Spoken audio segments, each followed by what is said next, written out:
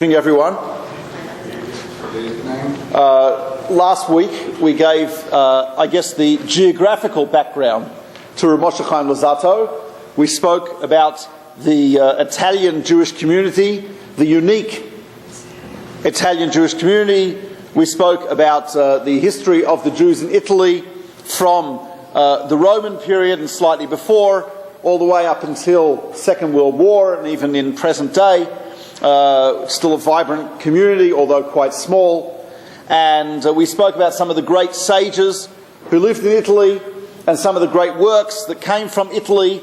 And Italy has a certain unique character of the Italian Jews that is expressed, as I said, in their own unique nusach, that is to say their form of prayer, which is not Ashkenaz and it's not Sfard. It's not the North African Middle Eastern Jewish custom. It's not the Ashkenaz European Jewish custom. They have their own unique custom, Nusach, Romi, the Roman custom. I was speaking to Rabbi Rietti, a good friend of mine this week, who is of Italian origin. His father is from Italy.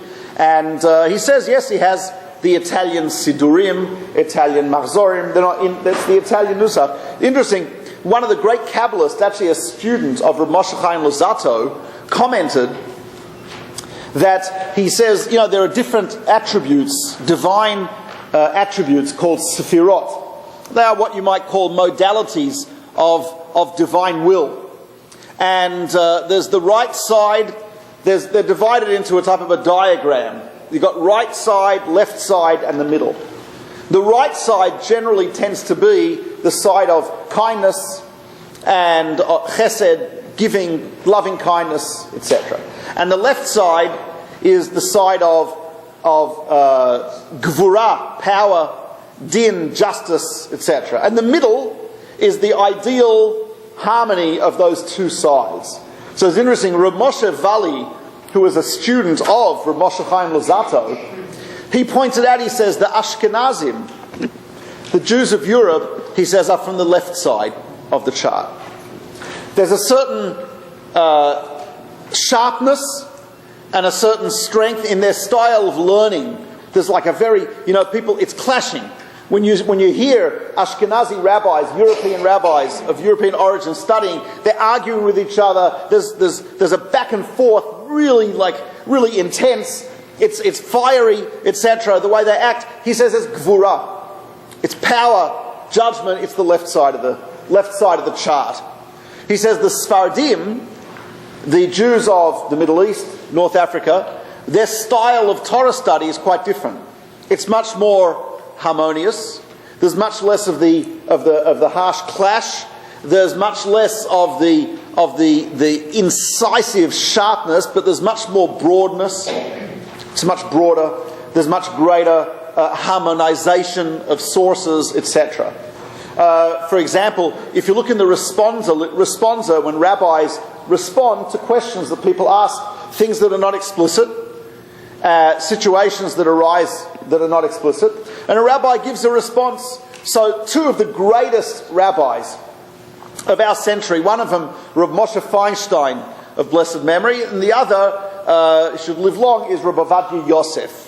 And they both represent very different. Rav Moshe Feinstein, when he gives an answer to a question, he goes straight back to the Talmud. He rarely quotes anyone from Talmud to our time. Talmud's 2,000 years ago. And he uses his sharp logic, his in-depth understanding to come out with from the precedent and the logic of the Talmud to come out with an answer to your question. Rabbi Yosef, who's a walking encyclopedia, totally different. You ask a question, he will now give you every source ever written about it. Ever. Throughout history, and will show you what's the consensus, who's the majority, and this is what you should do. So again, there's so Moshe Valley says those represent two different styles within Judaism, traditional Orthodox Judaism, but two different styles. He says the Italians, he says they're the harmonious connect between Ashkenaz, the Europeans, and Sfard, the Jews of the Middle East. He says they are what's called Tiferet, which means glory, and it's the combination, interestingly enough, of the left and the right hand side. Fascinating. It's interesting. He was Italian, so he was slightly prejudiced. But that's what he says. I actually told this. I spoke at Rabbi Rietti's son's bar mitzvah. So since they're of Italian origin, I started with this idea. He was very happy about it, right? But that's a little bit of the Kabbalistic perspective on the Italians. Now we come to the life of Rav Moshe Chaim Luzzato, born in 1707 in the ghetto of Padua in Italy. And we don't know the birthday. As I mentioned in previous classes, we generally don't know birthdays of many of these great people, because when they were born, they weren't great. So history did not record for posterity when they were born, because he wasn't Rabbi Moshe Chaim Luzzato when he was born. He was his parents said, "Oh, he's a cute little guy." Well, so it's not known to posterity. Okay, but anyway, before we actually start on his life, he's born in 1707.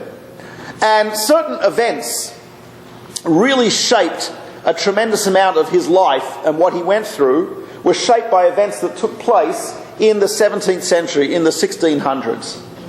In the 1600s, sure you're all aware of this, that in the 1600s, the first major event in Jewish history at that period was what we call the Chmielnicki pogroms. A Cossack, Russian Orthodox Cossack by the name of Bogdan Chmielnicki led a peasant revolt against the Polish overlords, and it's a long and complex story. There are, I think it could be argued that he had certainly a good case against these Polish overlords. Unfortunately, a lot of Jews were allied with these Polish lords. And aside from number one, number two, Chmielnicki is a Russian Orthodox Christian, so there was a lot of the Russian Orthodox Church for centuries has preached anti-Semitism, continues to do so, I should point out, in Russia. And so combined with the political affiliation and economic situation of the Jews, and combined with the religious anti-Semitism, there were horrific massacres that took place under Bogdan Chmielnicki. Tens of thousands of Jews were massacred. People in the most horrific ways. I won't describe it, but the most horrific. We have eyewitness accounts of what went on, and they spared no one: men, women, children, the elderly, babies, pregnant women. Just horrific stuff that went on. Torture, rape, mass murder, and they destroyed Jewish communities through huge swathes of Ukraine and Poland. And there were thousands of Jews who went as refugees to other places. To Turkey, for example, was a place where many Jewish refugees went. So that was the horrific event. There's a family living in Turkey, in Izmir, and the father is a fairly well-to-do merchant. He started off in the poultry business, and he was expanded into groceries in general. He's a wealthy Jew in Izmir, Turkey. Turkey had a huge Jewish population, very important and large Jewish population. This man's name, they had a child born on Shabbat, and hence they gave him the name. Often children who are born on the Sabbath, traditionally they're given the name Shabtai. Shabtai means he of Sabbath. So the Tzvi family, had a son Shabtai, and he was born about 16 years before the Chmielnicki pogroms took place. He had a good education. 2 older brothers. He had a good education. He was bright. Very charismatic, very good-looking, and he was also manic depressive. They didn't know how to diagnose that then. But he had times where people would say he was just full of unbelievable energy, which they interpreted as something spiritual, as some divine blessing, and they say his face shone, his eyes were fiery, etc. And of course he had times of deep depression. His name's Shabtai Tzvi, and around when he starts to hear word of what happened in the Chmielnicki pogroms, he decides that he is someone's got to do, there has to be vengeance for the blood of these innocents that has been killed. There has to be divine judgment. Something's got to happen. How could this be? And he felt, I guess in his moments of being manic as opposed to depressive, that he felt that destiny he had to play some pivotal role in this. And people gathered around him. There were people who just were attracted to him and were very impressed by him. He had some weird things, but people were attracted to him. Anyway, as he grew older, he realized that something was wrong. He realized that something was wrong. And he travelled to Israel. He had problems in the community. He did some very strange things. As you can imagine, manic depressive. He's very bright. He's a teenager. He has these ideas that he has to do something great in this world. So he had run-ins with the community. He goes to Israel. There's a guy in Israel, in Gaza. There's a large Jewish community in Gaza. In Gaza there's a fellow by the name of Natan Ashkenazi of Gaza. Brilliant scholar. Much more brilliant than Shabtai Tzvi. A great Kabbalist, a great scholar, a great writer, a great orator. And he was also known to be a man who was able to heal people and help people who had psychological and other problems. Shabtai Tzvi goes to him to help him to hopefully maybe he can cure his manic depression. So he goes to Nathan of Gaza. Nathan of Gaza sees an opportunity here. Instead of curing him, he explains that Kabbalistically, he says, when you have this depression, that's because during your manic phase you've been fighting with the forces of negativity, with impurity. He says when you're in the middle of the fight, it's depressing. He says you're in the darkness. And when you've succeeded, that's when you're elevated. And he convinced him that he was the Messiah. In other words, Shabtai Tzvi didn't think of him. He knew he could play some pivotal role. He had delusions of grandeur, not completely unjustified. He was a charismatic, special person. But he goes to this guy to cure him, and instead Nathan of Gaza sees an opportunity here. And Nathan of Gaza builds him up as the Messiah.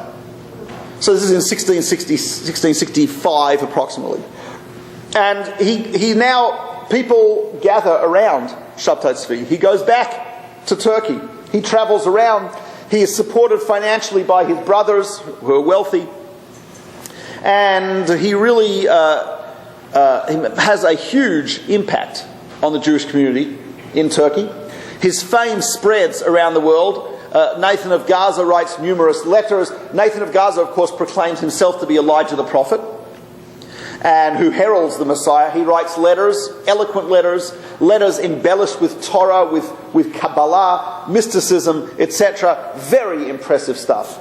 And between the two of them, they really create a revolution. And it's interesting, so many people, the people who believed in Shabtai Tzvi as the Messiah were known as the Ma'aminim, the believers. Anyone who denied him was called a kafir, a heretic.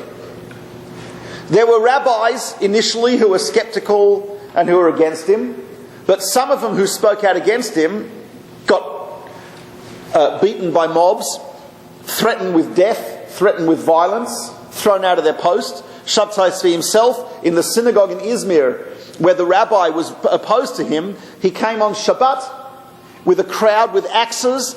They broke down the doors with axes, came in there and opened up the ark and declared him, had the whole community say the name of God that we never pronounce except in the temple. All types of strange stuff. I won't go through. This is not a class about Shabtai Tzvi, but I want to give you the background to explain. It explains a lot about Moshe Chaim Luzzato's life. Shabtai Tzvi, of course, there were some positive sides to it. The fact is, in the Jewish world, people were repenting right and left. People their prayers were more sincere. They were giving more charity. People were treating each other wonderfully. People were going to shul regularly. People were learning Torah. People were saying psalms. People were doing less business. More. It was unbelievable. There was in other words, so if you're a rabbi who's skeptical, what are you going to say to your community? Stop with the religion. Okay, take it easy. This guy's not the Messiah. Is that what you're going to do?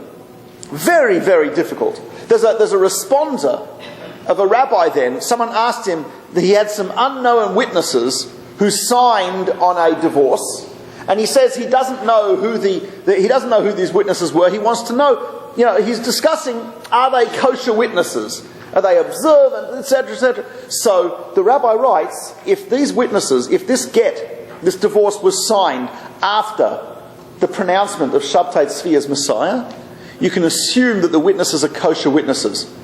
Because certainly at this point, but just about everyone has done tshuva.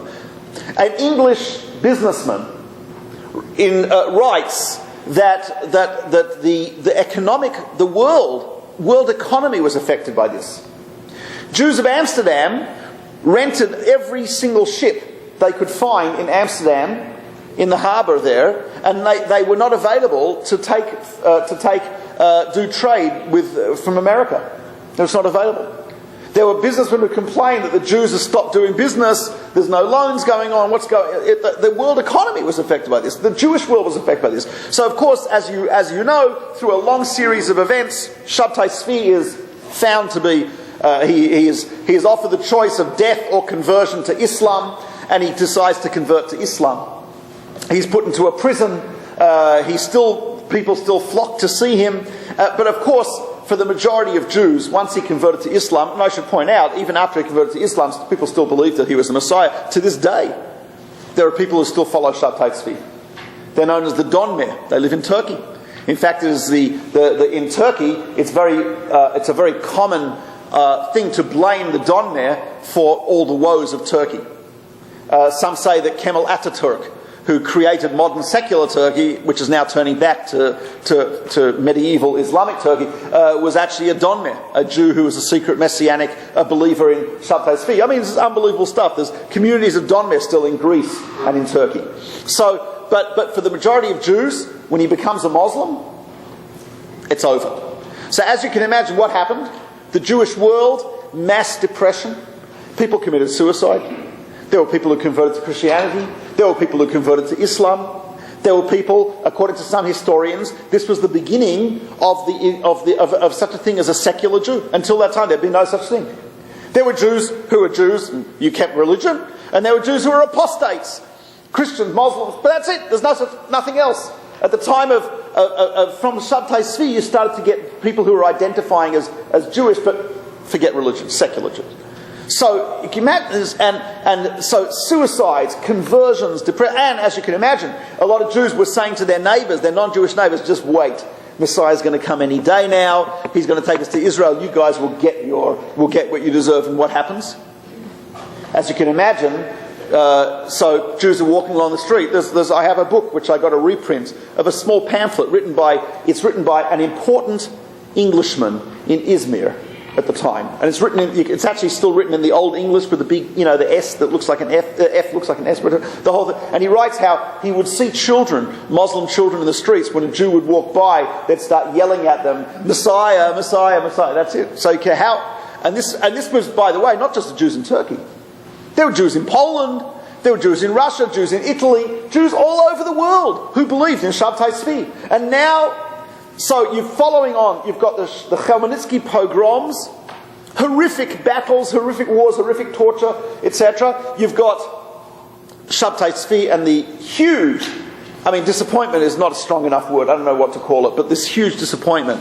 And now you've got the rise of the Hasidic movement in Podolia, in Eastern Europe.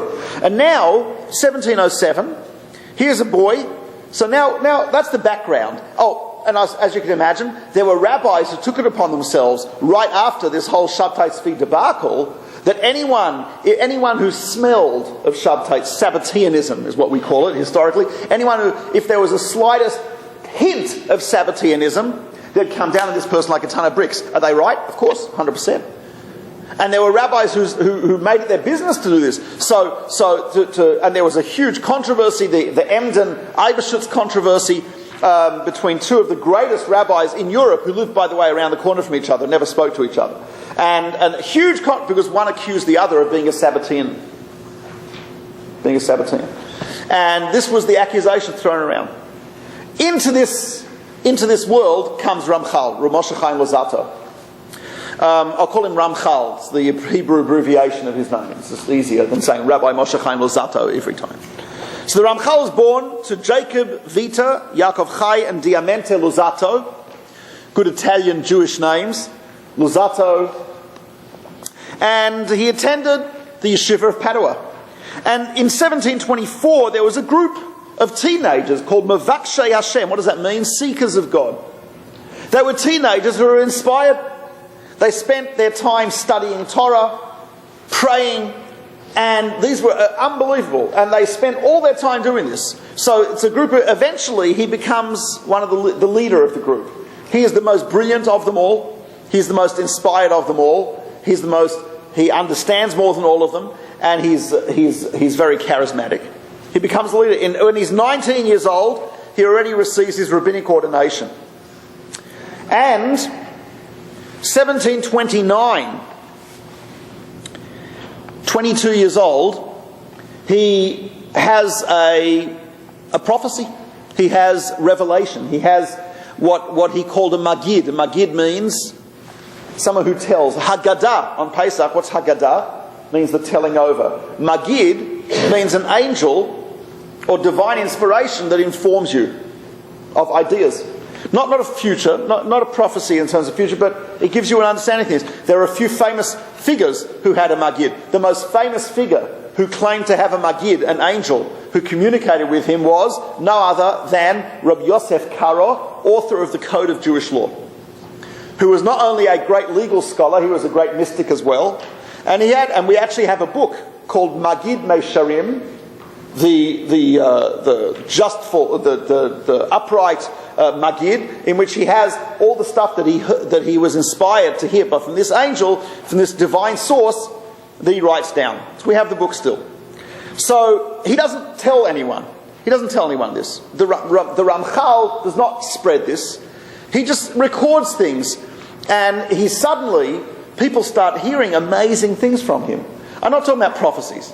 I'm not talking about stuff about, your uncle and stuff. No, I mean, insights into the Torah, clarity into the Torah, inspiration of the Torah, unbelievable stuff. 22-year-old kid. And people gather around him. So now, you can imagine what rabbis in the area are thinking. What are the rabbis thinking? Exactly.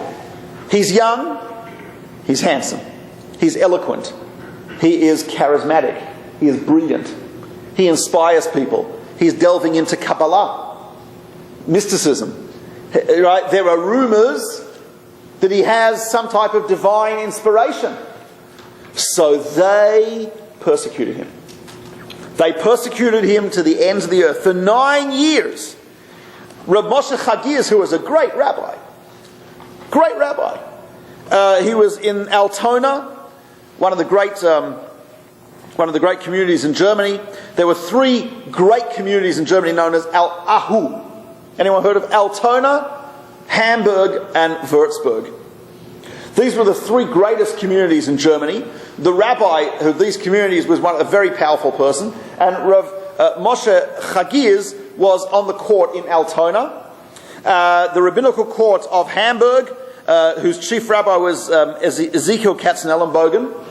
They heard about this young man in Italy, and they said, if we don't stamp this out, we're going to have another horrific tragedy like we just had. So they forbade him from teaching Kabbalah, they excommunicated him, etc., etc. People heard it, there were lots of people hearing about him. So one of the great rabbis asked, does he trim his beard? Does he trim his beard? Does he go to the mikveh every day? And the answer to it was, yes, he trims his beard. No, he does not go to the mikveh every day. That made it even worse. Not only is it, if he's such a great Kabbalist, why isn't he going to the mikveh every day, which is a custom of the great Kabbalists? He trims his beard. But of course, from the perspective of the Ramchal, true piety is not manifested in things like whether you trim or grow your beard. It's not manifested in going to the mikveh every day. It's manifested in a complete personality. But they were not aware of that. They're only aware of what's happening in his externally. So he went through terrible persecution. He was forced to sign an agreement not to write any Kabbalah. Not to write anything. And his teacher actually told him, Rabbi Bassan was his teacher, he advised him to sign the agreement. He says, otherwise they'll drive you to your death. So he signed the agreement. Later on, in a letter, he writes that he ignored it because he said an agreement signed under coercion is not an agreement. But he had to sign this publicly. The works that he had written, by 1730, he'd already written quite a few books. He's only 23, but he'd already written quite a few books. And his works had to be given over to Rav Moshe Chagiz, sealed in a box. The key given to Rav Moshe Chagiz, the box buried. So he's still teaching, he's still writing, he's still inspiring people. But as you can imagine, it's not easy. He starts a group called the Chabura HaKadosha, the holy group. And that has special rules, special laws. They have to study a certain amount of time per day. They have to pray a certain amount. They have to maintain a level of purity, ethical, spiritual purity. And people flock to this. One of the great followers of this group is interesting. I mentioned last week that the medical school in Padua, the University of Padua, was one of the only schools to actually accept Jews. In the United States, until the 1950s, universities still had quotas of how many Jews they'd accept, especially medical schools. So, anyway, there was a Jew from Poland by the name of Yekutiel Gordon, who had come from Poland to Italy to study medicine in Padua. I do not know if he ever graduated, because he became the prime student of the Ramchal. And a lot of information we have comes from Yekutiel Gordon, but he gathered, people flocked to him. This guy's in medical school, but he was going to the Ramchal's classes in Kabbalah, in Judaism, in the Torah, and this was the Chabura Kedosha. Due to further persecution, he was not able to stay in his native Italy, and in 1735 he left Italy for Holland. Holland was a much more liberal place. Even today, Holland's very liberal. But even then, it was much more liberal and open, and he had to move to Holland, not because he had any great love for Holland, but he was being persecuted in his homeland in Italy. So on his way, unfortunately, on his way to Holland, he stopped in Frankfurt. There, the Jewish court got hold of him and forced him to sign another agreement that he would not teach Kabbalah at all. Not just not write it down, but he wouldn't even teach it. So he's forced to sign another agreement. Unfortunately also, he had sent a lot of his stuff. I don't know how they used to send stuff, but not U-Haul or whatever it was. But he sent stuff, and it went guaranteed overnight delivery or whatever. I tell you, I was giving a class in Manhattan once to a group of students from California. We were at a hotel, the Carlton Hotel, and I'm sitting. The back is the 30, I think it was, must have been 28th or something street, if I remember correctly. And there's glass wall behind me. I'm giving class. The students sitting here. The street's behind me. I'm talking. I say, God's presence permeates all of time and place continuously. And as I'm saying this, the students are like, oh. Because right behind me, as I'm saying this truck pulls up, huge letters, God. Which stands for, if you're from New York, you know that stands for guaranteed overnight delivery. If you are a student from California, and Rabbi Becher talks about God permeating all of time and place, and then his truck pulls up. It blew them away. I'm saying, wow. I mean, I didn't realize what I said was so powerful, but they're like, Rabbi. And I look around, they're unbelievable. Anyway, so he sent his stuff from Italy to Holland, his manuscripts. Unfortunately, the manuscripts were intercepted by the rabbinical court in Frankfurt, and they confiscated his manuscripts. We don't know what happened to them. Either they buried them or burnt them, but we don't have them now. And they're gone. So he arrives in his teacher, Rabbi Bassan, died. Rabbi Chagiz, who was his main persecutor, became very ill. So there was a quietening of the persecution against Rabbi Moshe Chaim Luzzato, and indeed, he found some level of peace and happiness in Holland. First of all, he found a wife, Italian. Tzipora, who was the daughter of the rabbi of Mantoba in Italy. And he also became the head of a yeshiva, of a Talmudic academy in Amsterdam. And so he was able to teach, and he was able to write, and but unfortunately, that's where he wrote his most famous work, which is Mesilat Yesharim, Path of the Just. That was written in Amsterdam while he was there. Unfortunately, as you can see, he wasn't in Amsterdam for long. He's in Amsterdam from 1735 until 1743. And in 1743, just 2 years after he got married, and just in the same year he became head of the yeshiva, he decided to move to Israel. Why did he decide to move to Israel? Most historians believe because the persecution had followed him to Holland. He was not left alone, even in Holland. So he went to Israel. He settled in the north of Israel, but somewhere around in Akko.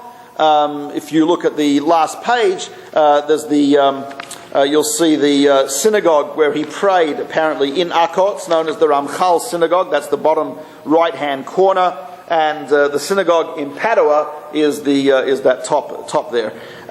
Anyway, after they arrived in Israel, and unfortunately he and his family all died in a plague only 3 years after they got to Israel. So at age 39. So he's buried in Tiberias. You can see his grave on that picture there. Buried in Tiberias right next to the grave of Rabbi Akiva, which is interesting because Rabbi Isaac Luria maintained that the Ramchal was a reincarnation of Rabbi Akiva. And he's buried next to Rabbi Akiva. That's where his grave is. So that's the short, difficult and tragic life of the Ramchal. You'd think, yes? What you just said about Rabbi Akiva, that would be interesting because Rabbi Akiva started studying at 40 and so he lived to be 39. It is interesting. I don't know if that's it's a year off, but okay, whatever. But I mean, that's how the Arizal puts it. But it's interesting. So what happens is, someone who lived a life like that, you'd imagine they wouldn't be very productive. Right? I would have guessed that maybe he'd produced 1 or 2 books, but here you'll see the next 2 pages are a partial listing of his books. Actually. We've got, how many pages you have there of... 2 pages of books. I don't know if you have the chronological listing. Is that... Oh, yeah. So I listed them chronologically and I listed them by topic. So in terms of topic, in Kabbalah, first of all, he wrote his own version of the Zohar on the book of Ecclesiastes, 3,000 pages. We don't have that. That was his students write about this. We don't have that. Either that was one of the books that was burnt, buried, or locked away. Maybe someone will, doing some archaeology in Italy or Frankfurt will find it. Who knows? But that doesn't exist. He wrote Shivim Tikkunim. Fascinating. There's a section of the Zohar which contains 70 different explanations of the first verse of the Torah. It's called Tikkunei Zohar. So Ramchal wrote his own version, but it was 70 explanations of the last verse of the Torah. That we actually have. He wrote a second Zohar, no longer exists. Klalot HaIlan, and here I should point out one of the most unique features of Ramchal, although he was teaching Kabbalah, mysticism, he did it in a very logical, orderly, organized fashion. He teaches you the principles. And then from these principles, he shows you the logical derivation of this principle. And he says, and basically, it's a type of a way that makes it accessible. This is one of the reasons he was persecuted, because he made it so accessible. Anyone intelligent, if you can work through his works, his writings, you'll see what are the foundations of Kabbalah, what are the principles, and you'll be able to understand a huge amount from the way he does it. Very orderly, very logical. He was a master of explaining things. He had a mastery of language. He was able to explain things in a way that you could immediately understand them. And you'll see that his works on Kabbalah. I mean, I'm not going to read you every single one of them, but two of the most famous. We have One's called Adir Bamarom, which is a commentary on the deepest section of the Zohar, and another one is called Pitchei Chochma V'Dat. He's got, Kalach Pitchei Chochma, 138 openings of wisdom. He has one, he basically, it's really a summary of the Kabbalah, of the Kabbalistic understanding of Isaac Luria in 138 paragraphs. Right. So it's a summary. I mean, you understand how many books have been written on Kabbalah is beyond, I mean, I'm sure if we would guess, most of you would probably guess much less than there actually are. There are thousands and thousands of books of Kabbalah. But this is considered to be the ultimate condensation of Kabbalistic wisdom. 138, Pitchei, Kalach Pitchei Chochma. And Dat Tvunot, quite a few of his works are written in the form of dialogue or debate. He's got a work, Dat Tvunot, which is actually dialogue between the soul and the intellect. Fascinating. So it's the soul and the intellect, the spiritual and the rational side of the human being are having a discussion. The entire book, discussion between the soul and the intellect. He's got another book where he's got a discussion between a choker and a mekubal. Choker means a researcher, very much like a philosopher or a scientist, and a mekubal is a Kabbalist. So the dialogue format was something which he utilized a lot. He has books of philosophy, Derech Hashem, the Way of God. By the way, many of his books translated into English. The Way of God has been translated into English. Excellent translations exist. The Way of God, fundamentals of the Jewish faith. He starts with, let's say, 4 or 5 axioms, and from those axioms he develops all of Judaism, which is not bad. It's quite an interesting way to teach. You present these axioms, explain the axioms, and then from those axioms you see how all of Judaism develops. He has got tremendous amount of writing. Mesilat Yesharim is probably his most famous book. Mesilat Yesharim is studied in virtually all yeshivas as a work of ethical and personality improvement. And it goes in a step-by-step development, starting from care, being careful not to transgress, and it ends up, if you follow the plan, it ends up with Ruach HaKodesh, divine inspiration. He says it's accessible. He says the person has to work on things. And he says life is about making progress and working on things in a progression, in an order. It's called Mesilat Yesharim, means the path of the just. Yashar is someone, what's Yashar mean? It means straight.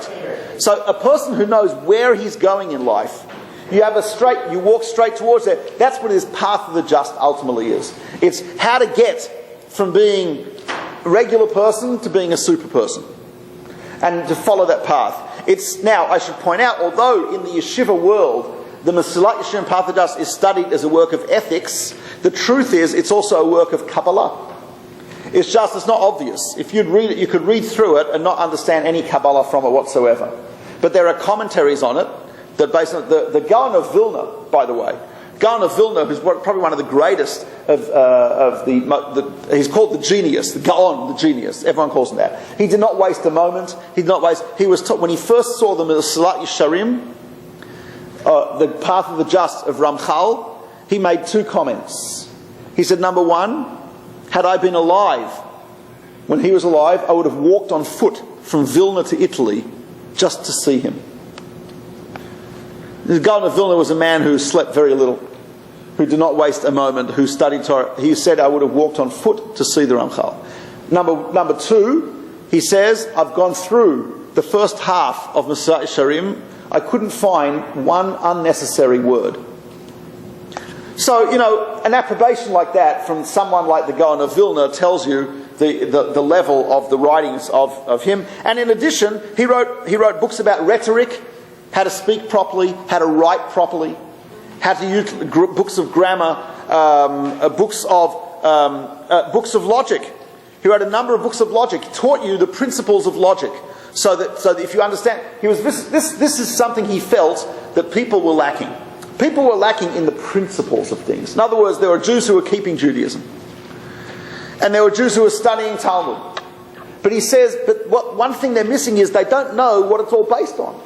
They don't know the roots of everything they're doing. They don't know the rules. They don't know that. So he says they're doing things in a haphazard way. They're serving God in a haphazard way. Self-development is haphazard, arbitrary, and their understanding of the Torah is haphazard. He says things have to be done in a logical step-by-step format. And you can understand also for Jews who are in a national depression, following Chelmanitsky, Shabtai Tzvi, etc., to have someone who could make the depths of Torah accessible to anyone who's somewhat intelligent, to have someone give you and show you the significance of everything from a Kabbalistic perspective was something uplifting and amazing for people. People were able it was the predecessor, and I should point out, I think he was the predecessor of Hasidism. Hasidism, the Baal Shem Tov was born around the same time. Baal Shem Tov was the founder of the Hasidic movement. He was born around the same time as the Ramchal. And a lot of early Hasidic leaders were inspired by the writings of the Ramchal, even though they very rarely, if ever, quote him. However, the ideas that he introduced, the idea that every action is significant, every person has infinite value, and every action of that person has infinite possibilities, and the inspirational ideas they introduced, and the concept of spreading Kabbalah so that people could be inspired by it, those were things which were the meat and potatoes of the Hasidic movement. And so he was a predecessor to that as well. And also very unique in other ways. First of all, he wrote his own prayers. He wrote a book called 515 Prayers. He actually wrote his own version of Psalms. We don't have that, but he wrote that. We do have Tiktut Tfilot, 515 prayers that he wrote.